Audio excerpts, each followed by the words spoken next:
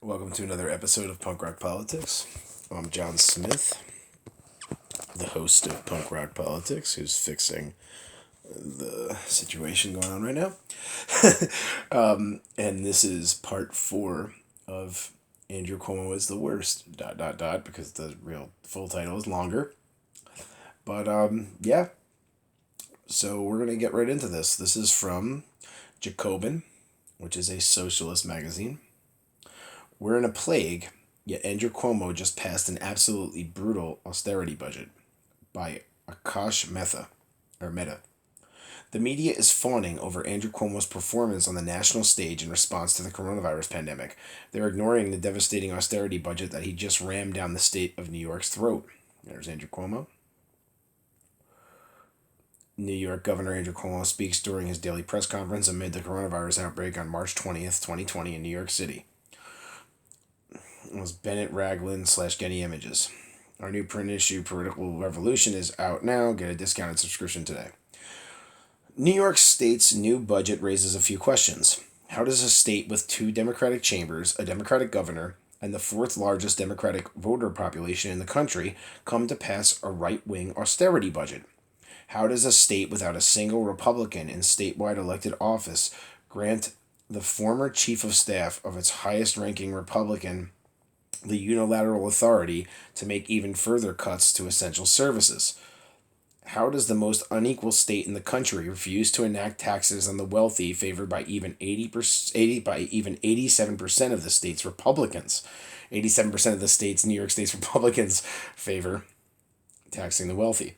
How does a state that is a global epicenter of a pandemic decide to cut billions from the health care of its most vulnerable citizens even as patients die in hospital halls for lack of care? How does a state whose jails have the world's highest coronavirus infection rates pass legislation that will keep tens of thousands of more people locked up before they've even been convicted of a crime? Because this is Andrew Cuomo's New York. Team players.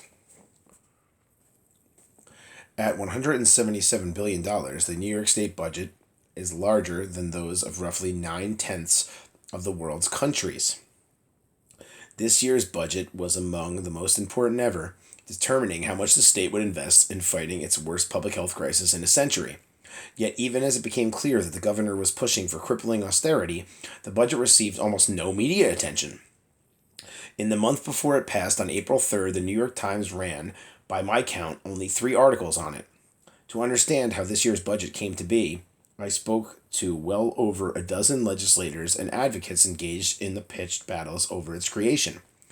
This year's budget was crafted in negotiations dominated by the governor and with virtually no input from elected legislators. It passed the state assembly by a single vote, but the vote count is misleading, one legislator told me. Leadership doesn't need a unanimous vote. They just need to pass the damn thing. Once they're sure they have the votes, they start letting people off to vote as they wish. Some who voted no voted with permission. I asked what a budget that reflected the real majority view of the legislature would look like. Oh, no question, they answered. No cuts to healthcare or education. No bail rollback, or at least much less. Taxes on the rich. It wouldn't be recognizable. To Assemblyman Charles Barron, who himself recovering from a severe coronavirus infection, voted against the budget remotely, this reveals the cowardice of his colleagues. We need people in office that are not afraid of the governor. We have to be strong as members and, damn it, say no. One way Democratic Party leadership forestalled opposition to the budget was simply by making it logistically difficult to vote against it. Legislators were counted as voting yes by default, weren't alerted when floor discussions began, and weren't told how to vote no. Another was by writing inscrutable legislation. Bills are purposefully made to be hard to read, Assemblywoman Uline New told me, and not giving legislators or their aides time to read it. The text is often released a matter of hours or even minutes before a vote. State Senator Julia Salazar told me legislators often end up voting on legislation without knowing what's inside it. But measures to keep members in line go far beyond logistical obstructions. Fear, intimidation, and pressure to conform pervade the entire process. Perceived agitators are quickly marginalized, one legislator told me that bills they introduced in conference have been allocated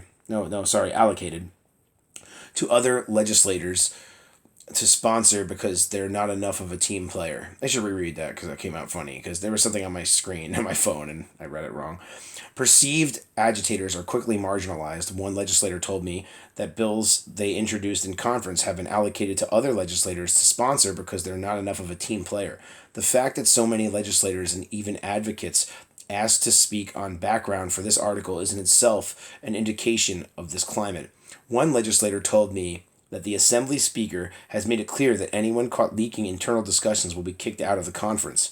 The strongest pressure, of course, came from the governor's office and explains some of the most surprising votes. The second highest ranking Democrat in the Senate, Michael Gianaris, has a solid progressive record. He sponsored the historic bail reform bill, which was partially rolled back this year, played an instrumental role in defeating Amazon in the headquarters fight, introduced a bill to cancel rent during the pandemic, and is a vocal Bernie Sanders supporter. Yet he voted yes on the budget. Why? Because the alternative was to shut down the government, he says.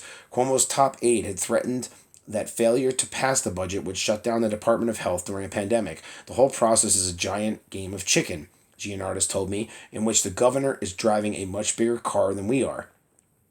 Buoyed by uncritical, fawning media coverage, this publication notwithstanding. The governor's approval rating has risen since the onset of the coronavirus from its all-time low to a 7-year high.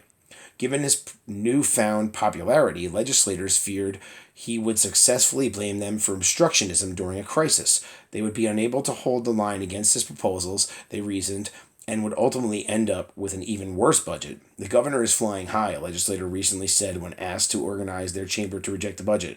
Everyone thinks he's the best thing ever. We would be destroyed. We can't get a budget passed that doesn't cut health care during a pandemic, another legislator told me bitterly, and everyone's talking about his fucking nipples. A murderous budget. At a moment in which New Yorkers have perhaps never needed their government more, the budget tells them to fend for themselves. First, imagine what a budget commensurate with the crisis would have looked like. It would have rescued inmates from death trap prisons, canceled rent and housed the homeless for the duration of the crisis, protected residents of unsafe public housing, and invested billions in healthcare. And to pay for these programs, it would have raised taxes on the rich, whose wealth will recover far more quickly than anyone else's anyway. This isn't a utopian wish list. That would be far longer, but rather a set of urgent and basic demands that the majority of New York legislators privately support. And yet the budget not only failed to meet these moral imperatives, but on almost every front moved in the opposite direction. One of last year's historic accomplishments in response to massive progressive organizing pressure was a reform of the state's bail laws. Before the legislation was passed, 7 in 10 of the state's prisoners were sitting in jail waiting for a trial, unable to pay bail. Many were locked up for the crime of being poor. By mandating release for 90% of arrests, the law stood to cut the pre-trial population by almost half. In capitulation to a fear-mongering disinformation campaign driven by law enforcement and prosecutors, the budget rolls back the reform and massively expands the list of charges that qualify for pre-trial detention. Tens of thousands more New Yorkers will be subjected to the possibility of imprisonment every year. For example, someone facing charges for a misdemeanor arrested for a second misdemeanor, say shoplifting $20 of food, can now be imprisoned. That's cool. Yesterday's Man the Case Against Joe Biden by Brinko Marketic. $10 free shipping from Jacobin. Anyway, and it's not just bail. Even as millions of New Yorkers were unable to pay rent on April 1st, Gianari's extremely popular legislation to cancel rent wasn't taken up. Even as public housing remained unequipped for the virus, if the coronavirus takes off here, it will be like a bomb going off, the New Yorker recently reported. New told me her proposal to invest $3 billion in the public housing system was ignored by party leadership. As food pantry lines stretched blocks, the measly $25 million in federal funding won by advocates for emergency food aid was rerouted to the state's general operating fund. Even as 108,000 hotel rooms sat empty, the state left its near 100,000 homeless in crowded, unsafe shelters or on the streets. And perhaps most scandalously of all, even as patients died in the hallways of hospitals and their bodies piled up in the makeshift morgues outside, the governor and legislature enacted billions in cuts to health care. They cut $300 million from hospitals, hundreds of millions more from long-term care programs and community health centers that keep seniors and the disabled out of hospitals, and shifted hundreds of millions in costs onto localities that will have no choice but to raise the sales tax, in other words, the price of groceries, or cut social services to bear them. The governor did delay the implementation dates of some cuts in order to accept awards of $6 billion in emergency federal Medicaid funds, which he'd been threatening to reject, and would have made New York unable to accept the federal funds, a concession that multiple legislators cited as informing their votes for the budget. That accepting billions in free health care was a concession gives some indication of the perversity of the governor's priorities. And the budget's cruel austerity could get even worse as soon as April 30th. In an unprecedented seizure of legislative power, the budget authorizes Cuomo's budget director, Robert Mujica, to make whatever further cuts he chooses, which is completely insane. Completely insane. Like, beyond insane. Completely undemocratic and just fucking insane. And you should just get out on the rooftop and scream about it. Share it on social media. Tell people about it. Share this video. I don't care if you don't want to share this video. Share the information. Whatever. This is insane. In keeping with Cuomo's long-standing tradition of keeping Republicans in political power, Mujica is the former chief of staff of the state Senate Republican Majority Leader. Absent additional federal aid, he will almost certainly use this power to balance the budget, as many advocates put it, on the backs of the people.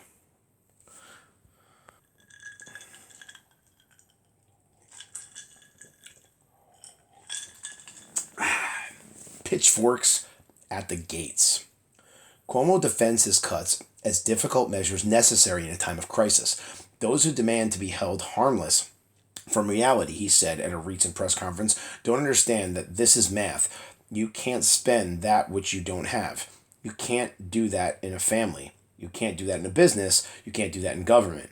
This makes no sense, mathematical or otherwise. Unlike a family or a business, a state government has an obvious way to cope in economic crises: tax those who can afford it. Roosevelt Institute fellow and CUNY public health professor Naomi Zewde told me that given everything we know about the role of government spending in recessions, Cuomo budget is profoundly short-sighted. Just so we're clear, CUNY is the City University of New York. It's supposed to be a great school, actually. I should have went there.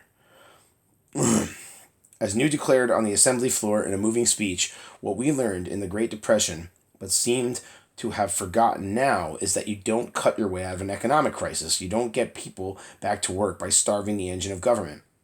And as Michael Kink of the Strong Economy for All Coalition told me, Cuomo is the first New York governor in almost a century not to raise taxes on the wealthy during an economic crisis. The single time a reporter at a coronavirus press conference asked him recently if he would consider increasing taxes on the wealthy, Cuomo answered, "I don't know how you raise taxes on people who are out of work and the business is closed because government needs more funding. But the only one raising taxes on hard-hit New Yorkers is Cuomo, whose budget's Medicaid cost shifting will force counties to raise sales tax. Progressives propose taxing the rich, not the unemployed. Ending a single tax rebate on stock transfers, for example, could potentially cover the entire budget shortfall and obviate the need for any cuts. Cuomo is lying when he tells families he can't protect them from the reality of cuts. He could, were he willing to ever so slightly expose his Wall Street campaign donors to that same reality. But don't take it from me, take it from Cuomo. Facing a $3.5 billion budget shortfall in 2011, the recently elected governor declared, "While I am against higher taxes, to deal with this emergency short term, we do need additional revenue.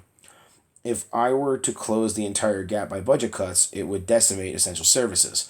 What accounts for the difference in Cuomo's response to budget shortfalls? In 2011, the Occupy movement was out in full force across the state. Protesters set up Camp Cuomoville outside the windows of the state capitol, demanding that the governor extend the millionaire's tax slated to expire at the end of the year. Political observers took it as a given that the protesters were of only symbolic value. Not much suspense attends to this struggle, declared the New York Times. The governor has made it very clear that this tax will die. 2 months later, Cuomo caved, and the tax, albeit in reduced form, was extended.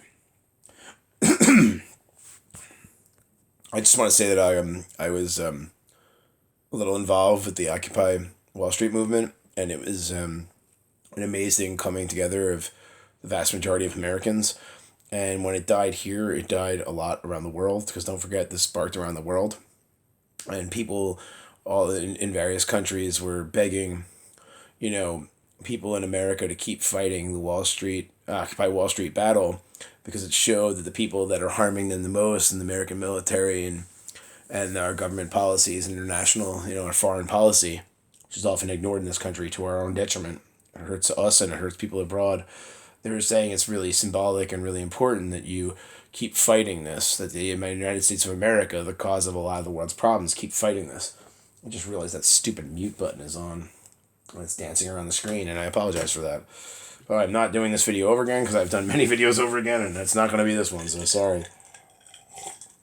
One major difficulty for organizers fighting for budget justice this year was that they couldn't physically congregate in Albany in the crucial final month. We were planning mass protests to get mass arrested to shut down the Capitol for days, Jeremy Saunders of Vocal New York told me. Organizers did put together daily Zoom press conferences, social media campaigns, digital town halls, and phone banks, but stuck in their homes, they couldn't make their voices heard over a lionized governor with a daily platform on national television.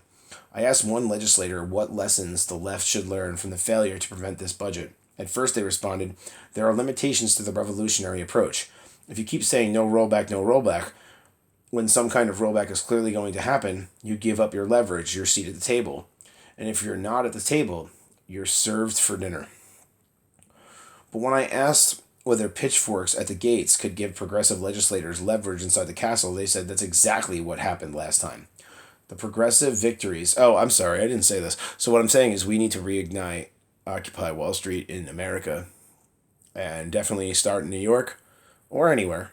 And we need to be able to deal with the fact that governors are going to send cops in to beat the shit out of us, and we need to keep protesting and fight and get arrested and be willing to fight for what we need to have a great country and have sensibility and common sense policy and progressive policy that's been proven to work and more efficient and actually saves money, and it's the right thing to do all at once, and it's good for the economy.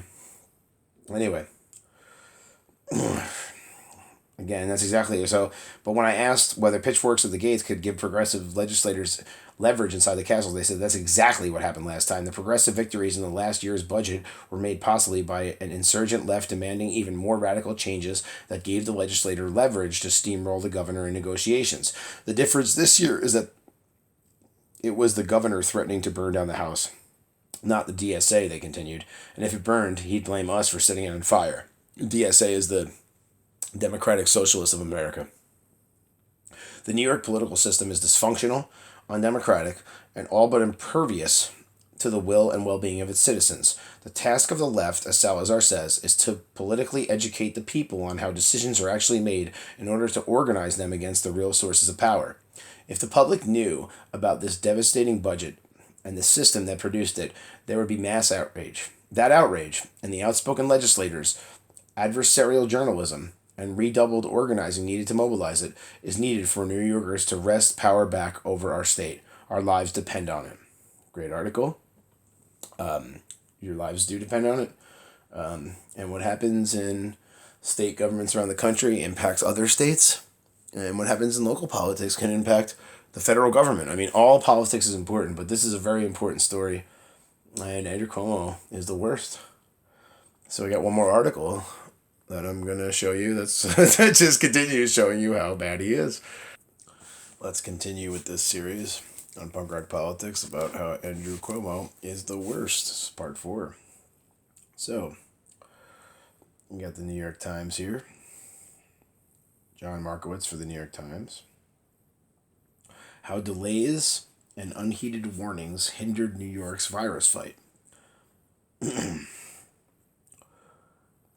The federal response was chaotic. Even so, the state's and city's own initial efforts failed to keep pace with the outbreak, the Times found.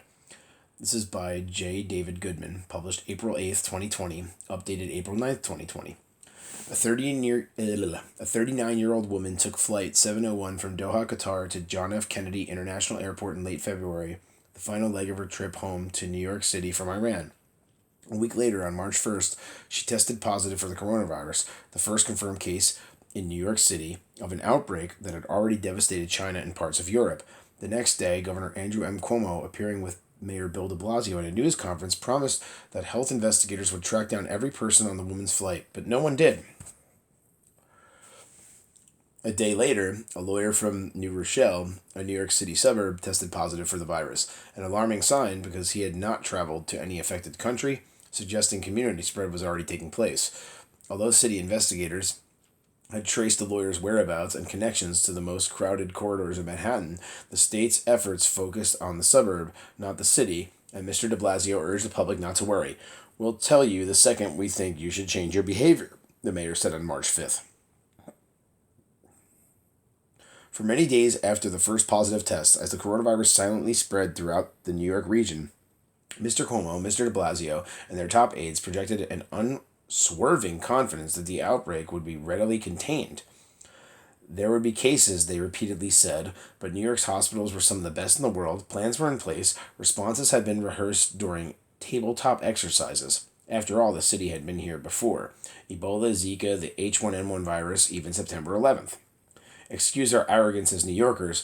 I speak for the mayor also on this one. We think we have the best healthcare system on the planet right here in New York, Mr. Cuomo said on March 2nd. So when you're saying what happened in other countries versus what happened here, we don't even think it's going to be as bad as it was in other countries.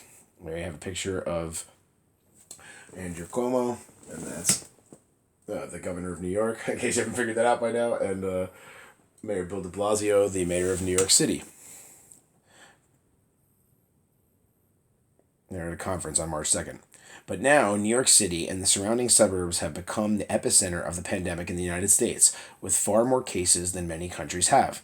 More than 138,000 people in the state have tested positive for the virus, with nearly all of them in the city and nearby suburbs. On Tuesday, Mr. Cuomo announced that 731 more people had died of the virus, the state's highest one-day total yet. The overall death toll in New York is 5,489 people. Epidemiologists have pointed to New York City's density and its role as an international hub of commerce and tourism to explain why the coronavirus has spread so rapidly, and it seems highly unlikely that any response by the state or city could have fully stopped the pandemic. From the earliest days of the crisis, state and city officials were also hampered by a chaotic and often dysfunctional federal response, including significant problems with the expansion of coronavirus testing, which made it far harder to gauge the scope of the outbreak. Normally, New York would get help from Washington at such a time, as it did after September 11th. President Trump in February and early March minimized the coronavirus threat, clashed with his own medical experts, and failing to marshal the might of the federal government soon after cases emerged in the United States. As a result, state and city officials had to make decisions early on without full assistance from the federal government. Even so, the initial efforts by New York officials to stem the outbreak were hampered by their own confused guidance, unheeded warnings, delayed decisions, and political infighting, the New York Times found. Flu was coming down, and then you saw this new ominous spike. And it was COVID. And it was spreading widely in New York City before anyone knew it, and Dr. Thomas R. Frieden, the former head of the Centers for Disease Control and Prevention and former commissioner of the city's health department. You have to move really fast, hours and days, not weeks. Once it gets ahead of steam, there's no way to stop it. Dr. Frieden said that if the state and city had adopted widespread social distancing measures a week or two earlier, including closing schools, stores, and restaurants, then the estimated death toll from the outbreak might have been reduced by 50 to 80%. But New York mandated those measures after localities and states, including California and Washington, had done so. San Francisco, for example, ordered schools closed on March 12th when that city had 18 confirmed cases. Ohio had ordered its schools closed on the same day, with 5 confirmed cases. Mr. de Blasio ordered schools in New York to close 3 days later when the city had 329 cases. Then 7 Bay Area counties imposed stay-at-home rules on March 17th. 2 days later, the entire state of California ordered the same. New York State's stay-at-home order came on the 20th and went into effect on March 22nd.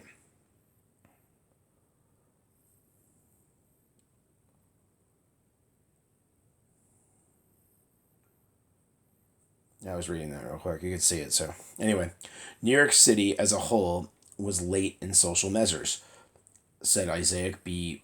Weisfuse, a former New York City deputy health commissioner. Any after-action review of the pandemic in New York City will focus on that issue. It has become the major issue in the transmission of the virus. Interviews with more than 60 people on the front lines of the unfolding crisis, city and state officials, hospital executives, healthcare workers, union leaders, and emergency medical workers revealed how the virus overwhelmed the city's long-standing preparations, leaving officials to improvise. Many spoke on the record, others spoke anonymously to describe private meetings and conversations without fear of losing their jobs. Everything was slow, said Councilman Stephen T. Levin, a Brooklyn Democrat who had called for City Hall to take swifter action as the outbreak spread. You have to adapt really quickly, and nothing we were doing was adapting quickly. Both Mr. Cuomo and Mr. de Blasio have focused intensely on recent days on vastly expanding the ability of the healthcare system to treat coronavirus patients as the outbreak nears its peak. The state and city have set up new hospital wards, scoured the world for ventilators and protective gear, and aggressively recruited doctors and nurses around the country. Mr. Cuomo has been praised for his informative daily news conferences, where he not only focuses on the facts of the pandemic, but also seeks to rally the public support for efforts to curb the spread. Mr. de Blasio has also made outreach a priority. Still, Mr. Cuomo has at times acknowledged the difficulties in fighting the outbreak. "I am tired of being behind this virus," he said on March 31st. "We've been playing catch-up. You don't win playing catch-up." The governor's aides said he was referring to the country as a whole, not New York. The governor and the mayor emphasized that they had no misgivings about their initial handling of the response. They said that their efforts spurred the Trump administration to act more decisively to curb the outbreak. New York was the first state to obtain federal approval for its own coronavirus testing. "Every action I took was criticized at the time as premature," Mr. Cuomo said in an interview. "The facts have proven my decisions correct." Mr. de Blasio said in a statement, "We're dealing with a virus that's only months old and science that changes by the day," adding that hindsight is a luxury none of us have in the heat of battle. Messages of confidence and confusion. The mayor and his aides worried about how shutdown would affect the poorest and most vulnerable New Yorkers. Dave Sanders for the New York Times. There you go, de Blasio at the head of the table. From the start, Mr. de Blasio and Mr. Cuomo projected as much concern about the panic as they did about the virus. "We can really keep this thing contained," Mr. de Blasio said at a news conference about virus preparations in late February. That tone continued even after the first positive case was announced on March 1st. "Everybody is doing exactly what we need to do," said Mr. Cuomo, seated with Mr. de Blasio at a news conference on March 2nd. "We have been ahead of this from day one." Hospitals also expressed confidence in their plans for responding to a pandemic, with the Healthcare Association of New York State declaring on March 2nd that its members were prepared for an influx of patients caused by COVID-19. But few, if any, appeared to have made significant efforts before the virus hit to greatly increase supplies of ventilators or protective gear, looking instead to draw on emergency government stockpiles. Officials seemed to speak and act based on the assumption that the virus had not arrived in the state until that first case, the woman traveling from Iran. State and local officials now acknowledge the virus was most certainly in New York much earlier. Infectious disease specialists had known for weeks before any positive test had occurred that many of the early cases would be missed because of significant flaws in federal testing. Bruce Farber, the chief of infectious diseases for two hospitals within Northwell Health, the largest hospital system in New York, said that by late January it was apparent that cases would soon be appearing in the United States. He said he and his colleagues realized, as they reviewed the strictly limited federal testing criteria during a February 7th meeting, that many infected people would not be identified. Only those with a fever severe enough to require hospitalization who had traveled to China in the previous 14 days could get tested, Dr. Farber told them, reading from the CDC guidelines. "It was that moment that I think everybody in the room realized we're dead," Dr. Farber said. For both city and state, the initial plan was to trace, isolate, and contain each case. Mr. Cuomo promised that they would go further than necessary to find every connection to the woman who arrived from Iran. "Out of an abundance of caution, we will be contacting the people who were on the flight with her from Iran to New York," he said. But no one ever did that work. Local officials could only request an investigation from the CDC, and the agency did not perform one because they believed at the time she had not been contagious during the flight, officials said. Neither Mr. Cuomo nor Mr. de Blasio publicly mentioned finding the plane passengers again. That's because new cases in the area kept emerging. The lawyer in New Rochelle who worked in Manhattan, but had no connection to the first case, and had not traveled to countries affected by the virus. Then 2 more people in New York City tested positive, also unconnected to the affected countries, and more ominously to each other. In mid-March, Mr. Cuomo ordered a containment area for New Rochelle, where a cluster had emerged. Andrew Sang for the New York Times. Israel of New Rochelle. It's a hospital. New York City, at the start of the outbreak, relied on 50 disease detectives to trace the rapidly rising cases of unconnected infected people, city officials said. By comparison, in Wuhan, China, where the pandemic began, more than 9,000 such workers were deployed. New York City added to its original 50 only after the outbreak began to accelerate. Because of the limits on testing, said the mayor's press secretary, Freddie Goldstein, all the detectives in the world would have been useless. By March 5th, Mr. de Blasio seemed to acknowledge the virus had spread beyond control. You have to assume it could be anywhere in the city, he said. Still, not wanting to cause undue alarm, he told New Yorkers to go on with their normal lives, which left many confused about the danger they faced. The city's health commissioner, Dr. Auxirus Barbat, had sought to reassure commuters in early February that this is not something that you're going to contract in the subway or on the bus. The mayor reiterated the point several times in early March. But there seemed to be little basis for that confidence. The CDC in early February said it was unclear if the virus could be transferred on surfaces, and by March said it might be possible for someone to get infected by touching a contaminated surface and then touching their face. The virus mainly spreads between people in close contact, that agency said, such as occurs on a crowded subway. State and city officials blamed the confusing messages on shifting guidance from the federal government. But the second week in March, as the virus continued to spread widely, Mr. de Blasio also clashed over messaging with his own health department. The mayor wanted widespread testing, but senior health department officials believed it was a waste of limited resources. They urged instead a public awareness campaign to tell people with mild symptoms to stay home and not infect others or themselves by going to testing centers. City Hall blocked the department from releasing that message to the public until the mayor eventually backed down in the third week in March. Unbelievable. Unbelievable, Bill de Blasio, the mayor of New York City. Unbelievable. Disgusting. Stupid. Incompetent. Sad. So I thought he was a competent, progressive mayor. The coronavirus moves faster than the response. On March 15th, Mr. de Blasio finally relented and agreed to close public schools. Sarah Blessiner for the New York Times took this photo. New York City's system for detecting infectious diseases was flashing danger. While only about 100 cases of the coronavirus had been confirmed in the whole state, the city's surveillance system was, by the end of the first week in March, signaling a spike in influenza-like illnesses at emergency rooms. A few days later, the number of police officers calling out sick jumped noticeably, as did calls to 911 for fever and cough. The governor and the mayor began taking limited steps to restrict people's activities, but even those were met with resistance. Locals complained when the governor ordered a porous containment area for New Rochelle, where a cluster had emerged. It meant closing schools and gathering places in a 1 mile radius of a synagogue at the center of the outbreak, while allowing movement in and out. Each day brought some new action. The governor declared a state of emergency, worked to expand testing capacity, and later secured the construction of field hospitals. The mayor and the governor encouraged work from home. They restricted large gatherings to 500 people and reduced by half the occupancy for restaurants and bars. Broadway closed, so did most other big entertainment venues. Still, some people flouted the rules, continuing to gather in public. But the biggest and most prolonged battle centered on closing the city's school system with its 1.1 million students. Doing so would amount to a virtual shutdown of the city. Andrew Sang for the New York Times took that picture of a medical worker. It's like taking a test for coronavirus or COVID-19. This is James Estrin from the New York Times. This was the cluster in New Rochelle eventually led to a drive-through testing area in the presence of the National Guard. Andrew Sang for the New York Times.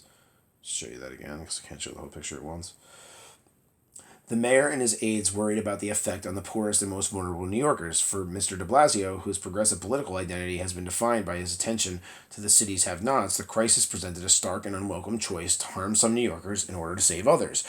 If you suddenly in one day close down the schools, how do you make sure that you are providing for these kids and their parents? Said Emma Wolf, a top aide to Mr. de Blasio. We're not in the suburbs. We can't tell people to stay home and play around in your yard. Behind the scenes, top health officials were growing increasingly alarmed. Dmitry Deskalaakis, the city's head of disease control, threatened to quit if the schools were not closed, a city official said. City Hall said no such threat reached the mayor's attention.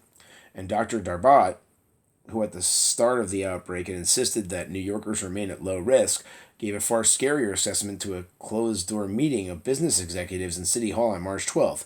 Up to 70% of city residents could become infected. The time for containment was over, she added. Mr. de Blasio, seated beside her at the meeting, stared daggers as she spoke. Why don't you shut down restaurants now? A chief executive who attended the meeting recalled someone asking the mayor. I'm really concerned about restaurateurs. I'm really concerned about jobs, the mayor responded. The executive recalled. Mr. de Blasio had urged New Yorkers to start social distancing and work from home where possible. The following weekend, even though Mr. de Blasio and Mr. Cuomo had ordered occupancy limits for restaurants and bars, much of the city's nightlife appeared to continue apace. Another round of governor versus mayor. The back of that screen, this thing says density reduction mandatory. No more than 50% of workforce can leave home, except essential services, food, pharmacies, healthcare, shipping, supplies, etc. Mr. Cuomo has been praised for his daily news conferences where he focuses on the facts of the outbreak. Cindy Schultz from the New York Times. State and city officials believe they were doing everything possible to confront the outbreak, moving from big decision to big decision so quickly that each day, they said, felt like a year. They blamed the spread in New York on the federal government, which they say dragged its feet on testing. For weeks, Mr. Trump brushed aside concerns that the outbreak would damage the country. We have it totally under control, Mr. Trump said in late January. A month later, he advised Americans to view this the same as the flu, but local officials did have control over closing schools and businesses. While they waited on making a decision, other major cities were moving toward shutdowns. In California, Los Angeles followed San Francisco's lead and ordered its schools closed on March 13th after 40 cases of the virus had been confirmed. On that same day, there were nearly 4 times as many confirmed cases in New York, but City Hall did not yet support closing schools. And even as aides to the mayor and governor, both Democrats, worked closely together on the response, old rivalries crept in.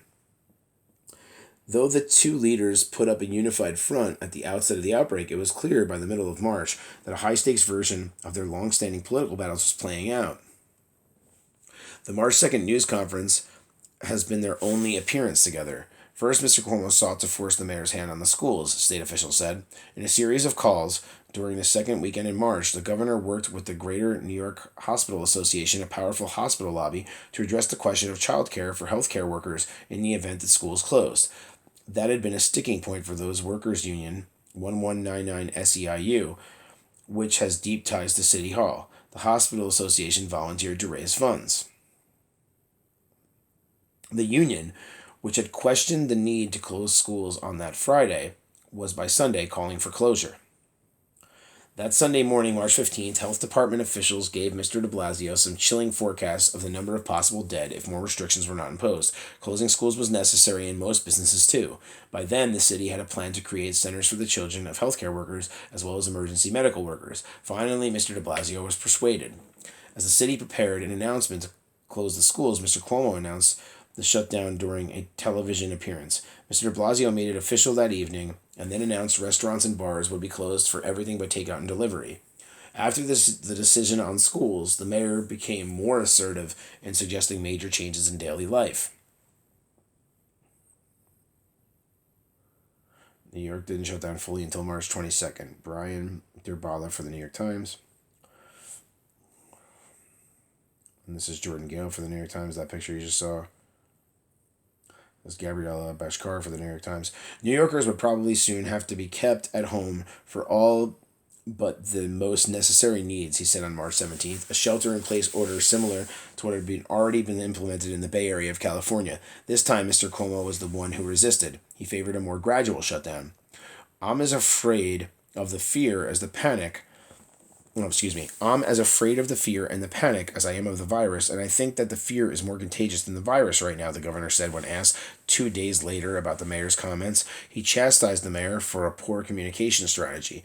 But then California moved first.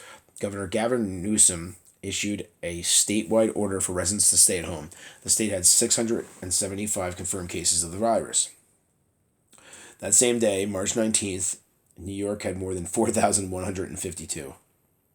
That night, roughly 20 prominent New York leaders, including local members of Congress, 2 borough presidents, city council members, and civic and religious figures, joined a conference call convened by the state attorney general, Letitia James. I was growing very frustrated over the schism between the mayor and the governor, said one person on the call who captured the sentiment. After the call, a participant conveyed those feelings to the governor's office. Melissa DeRosa, the governor's top aide, said Mr. Cuomo decided on his plan to pause New York during an afternoon meeting with his health commissioner. Before the call, on Mr. Newsom's order. The governor had been reviewing disturbing projections about the spread of the virus since 4:30 a.m., she said. Okay, let's shut it down, she recalled the governor saying. He announced it the next day. By that point, March 20th, the state had more than 7,000 confirmed cases. The city reels. So New York City remains virtually shut down as a result of social distancing and quarantine measures. John Taggart for the New York Times. That was that photo. Leaders of the New York Police Department now start each day with a review of how many of its 36,000 uniformed officers are sick. By early April, it was around 19%. It's been a struggle, said the police commissioner, Dermot F. Shea. Only the fact of a shutdown city has helped.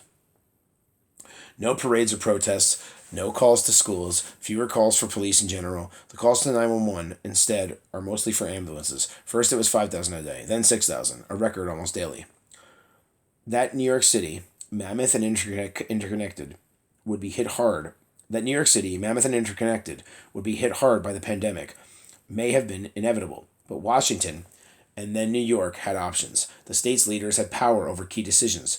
Their aides argued they moved as fast as possible given the flawed information they had from the federal government and in the midst of a fast-moving crisis on a scale none had seen before. This is an enemy that we have underestimated from day one, Mr. Cuomo said on Monday, and we have paid the price dearly. You underestimated it, not everybody. Science didn't underestimate it, and you didn't follow the science, did you, Andrew Cuomo? Andrew Cuomo, you're the worst. And Bill de Blasio, you really messed this up pretty bad, and you guys should stop pretending like you didn't. I'm going to conclude this video, because I'm tired, and I think you get the point that Andrew Cuomo was the worst. I gave you 4 videos about it, and it also includes Bill de Blasio. It's some commentary in the first video about Bernie Sanders and Joe Biden, a lot of critique and analysis. Andrew Cuomo is not who you think he is. Don't be reassured by the low bar that is he's better than Trump on coronavirus. He is the reason so many people are suffering and have died. And so is Bill de Blasio and their poor response. And they should have acted like Gavin Newsom did. And other states that successfully, and countries that acted immediately and heavily to make sure we were all safe, or as many people could be safe as possible. And this spread and these deaths and suffering are directly on their hands. And the governor of New Jersey did not do a good job either, Phil Murphy. So let these people know, hey, you're sitting at home, why not call your governor? Even if you're not in New York. New York spreads all over the world, spreads all over the country for sure. Call Governor Andrew Cuomo, whether you're from New York or not, but especially if you're from New York. Call Phil Murphy and complain that everybody's suffering because of this. And these terrible budget cuts by Andrew Cuomo and the authoritarian nature, and not giving people a chance to read the bill, and just threatening people behind the scenes. And everything that Andrew Cuomo does is just disgusting and undemocratic. It's borderline fascist, if not outright fascist in some cases. And I think the guy probably should be in prison. And I remember he pushed for a government transparency task force to win one of his elections, and then as soon as he got into office, he scrapped it because they didn't want him. He didn't want them looking into him. Governor Cuomo is a criminal, and he's just a slightly better Donald Trump with a D in front of his name. They're both right-wing weirdo lunatics, and they both harm our country and are responsible for the coronavirus outbreak. So hold them accountable. Cutting Medicaid during a pandemic, disgusting. Andrew Cuomo is disgusting. He is an authoritarian, right-wing lunatic. And just because he's better than the low bar that is Trump at delivering coronavirus news doesn't mean he's acting appropriately or has acted appropriately. And doesn't mean he didn't botch it just like Trump. So don't fall in love with Andrew Cuomo. He's the worst. He really is. He shouldn't be governor or president, which is an absurd proposition. Bernie Sanders can still be president. He's still on the ballot. And guess what? New York wants to take him off the ballot. So call and fight for that too. All right. Thanks for watching Punk Rock Politics. Please go to punkrockpolitics.com. Excuse me. I apologize. Don't do that. Please go to patreon.com/punkrockpolitics. That's Patreon, patreon.com/punkrockpolitics // and become a patron today. Memberships for exclusive access, extra content, and all kinds of perks start at just $1 an hour. I mean, $1 a month. So please support punk rock politics, support investigative journalism. Let me grow this channel, and I need to start making some money so I can get these apps and do better editing, or do some editing at all. Not have these annoying stripes that are showing up on my screen, because I can pay for apps that have things pop up perfectly on the screen, different articles and different videos and music and interviews. So while I'm still here, and so I could live stream and make it more interactive for the fans, please support Punk Rock Politics. I'm giving you a bunch of stuff, and as soon as I get some patrons, I'll produce so much content it'll make your head spin. I promise you that, compared to other channels. I really appreciate all the support I've already gotten. Please like the video, share, comment, and make sure to subscribe on YouTube to Punk Rock Politics, and double click the bell for subscribe, so you get the little parentheses around it, so you get updates for all my videos. Because if you don't, you might not get any updates at all. And if you're on a computer, click all when you subscribe. Thanks so much. Be safe out there. Take care.